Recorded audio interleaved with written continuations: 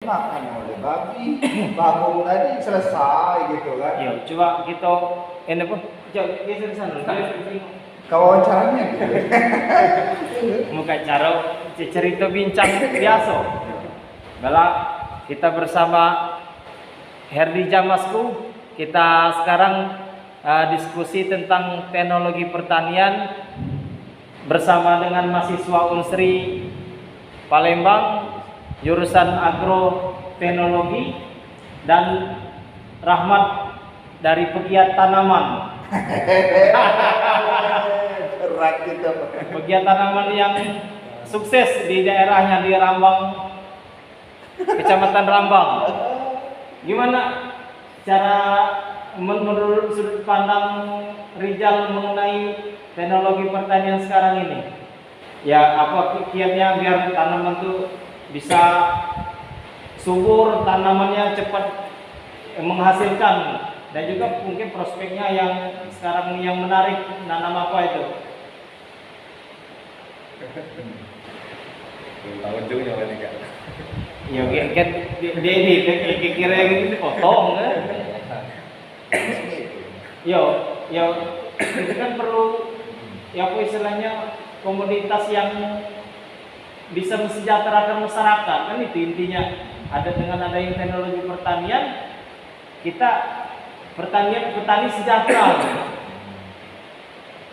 Ya ini kak, kalau untuk komunitas itu rata-rata komunitas itu pastinya bisa jadi komunitas terbaik, tapi mindset petani saat ini yang perlu dirubah terkait percepatan terkait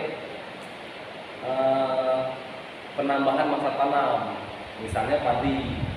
Kadang ini kan beberapa tahun terakhir itu pemerintah lagi kuat-kuatnya untuk meningkatkan masa tanam padi, dan hanya kalau misalnya kondisi misal ada baru beberapa daerah yang melakukan tanam itu selama 3 kali dalam 1 tahun, misalnya kayak Buluku dan juga di daerah Trans di Banyuasin.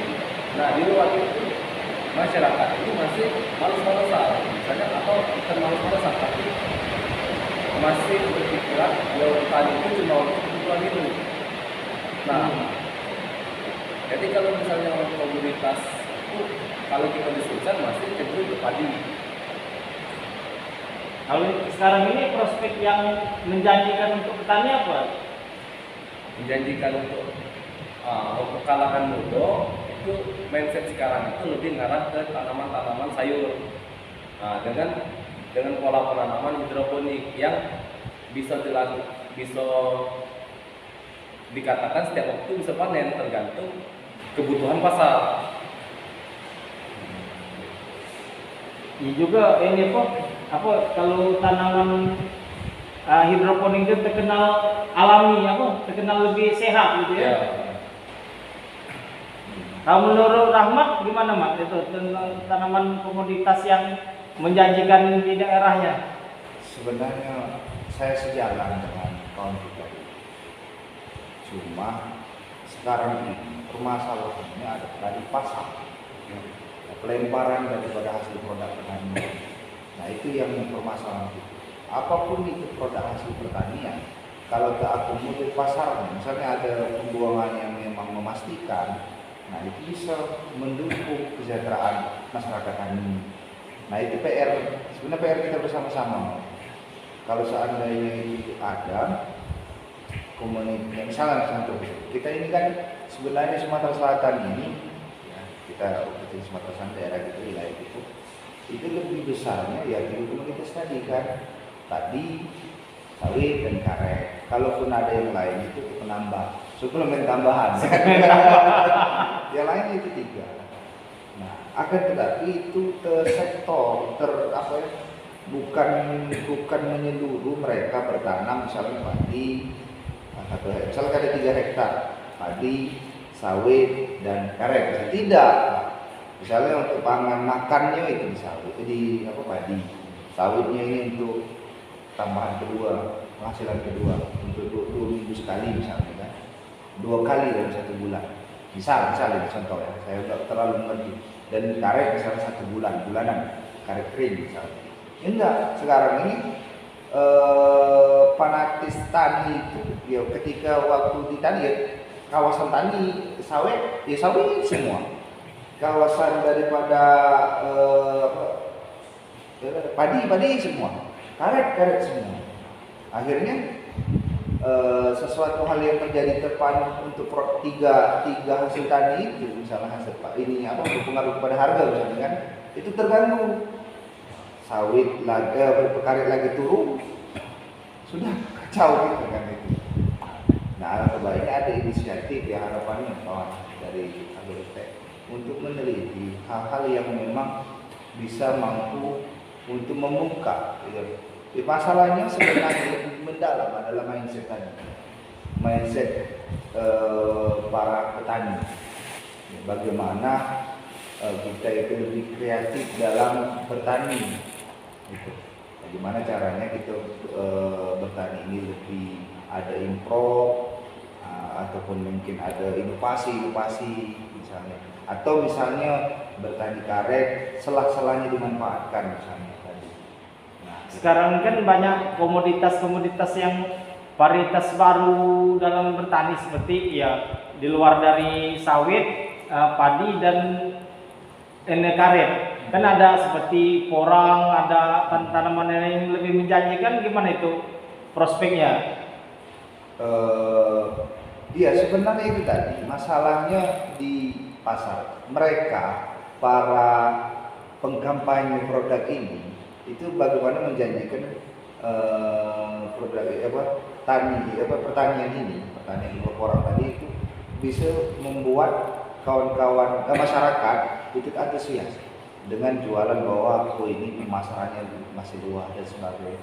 Tapi kadang-kadang itu banyak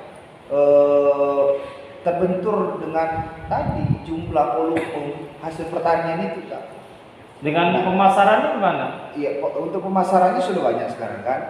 Kayak kalau di brand kita sebutkan kayak di PT Padi Porang dan sebagainya, kalau di kita komunitas, salah satu komunitas, bukan hanya komunitas, mungkin ada komunitas lain, tapi lebih besar yang saya ketahui seperti Porang Sumsel, komunitas Porang Sumsel. Nah, itu sebagai yang kawan-kawan kakak kita yang Bang April ya, dan yang lainnya yang menggagaskan sebagai aktivis Porang ya.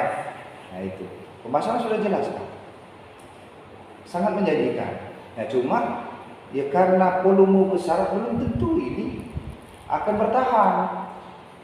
Ya, mereka bisa menjanjikan itu, ya mungkin bisa menjanjikan itu akan bertahan kan. Cuma ke depannya Pak, itu sudah kejadian ubi racun itu masyarakat dulu pernah ada 3 hektar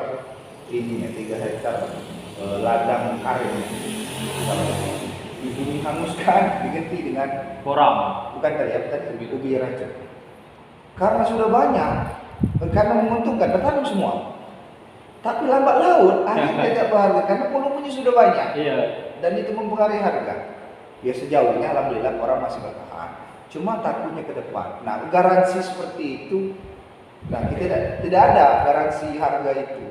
Garansi, dan juga mungkin lebih ke regulasi atau peraturan untuk apa istilahnya kebijakan dari pemerintah untuk penetapan harga itu kali. Ya, benar. Dan juga memang sesuatu hal yang sudah banyak kan, memang mempengaruhi harga. Itu. Karena sudah banyak pasti mereka bersaing harga, gitu kan. Saya buyer itu pasti belinya yang murah, kan banyak. Kalau memang langka ataupun sedikit, buyer itu beli hasil produk pertanian itu, ya pasti harganya harga tinggi. Itu. Ya sebenarnya PR kita itu kita menemukan komoditas ini sebenarnya masalahnya di pasar. Makhluk ini yang sangat menakutkan Pak. Pasar itu. Kadang-kadang ada politis suasana. Kalau dari aku suka terkait komunitas yang sangat berpotensi itu sebenarnya hal-hal yang biasa kan, maksudnya terkait dengan kebutuhan kita tuh lah, dari sayur-sayuran itulah yang perlu kalau misalnya ingin bertani ya yo paham yang terkait dibeli di pasar, sayur-sayuran, bawang, cabai, padi. Sebenarnya tidak jauh dari hal itu Kak. Nah, terkait komoditas baru itu pengembangan di dunia luar ya. Terkait pengembangan dunia global. Nah, sebenarnya kalau untuk petani semacam itu, yo apa be silakan ditanam asal konsisten. Nah, terkadang kita ini kan misalnya padi, nah walaupun padi itu jarang yang konsisten untuk bertanam. Misalnya kita sudah bercampur nih antara karet sama padi.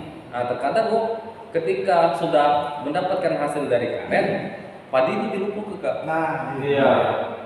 iya benar. Ini yang jadi masalah. Jadi ketika mereka bergantung ke karet, mereka jadi lupa kebutuhan dasar mereka untuk makan itu yang tidak terpenuhi. Benar. Dari sini jadi chaos.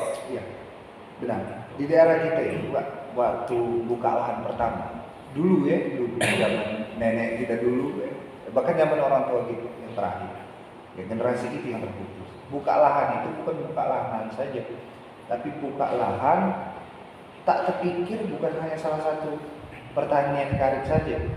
Tapi sebelum itu ada istilah kami itu ada Tumpang sari. bukan, iya tumpang sari dengan apa? Dengan sayur-sayuran dan dengan apa tadi? Dengan padi darat kan. Jadi ada istilah nugal tadi. Nugal itu kan penanam padi. Nah, sekarang buka lahan langsung karet. Akhirnya karet jatuh, ya sudah tidak makan kita. Mungkin itu saja perbincangan tentang dunia pertanian kita pada malam hari ini. Herdi Jamasku. Mantap. Mantap.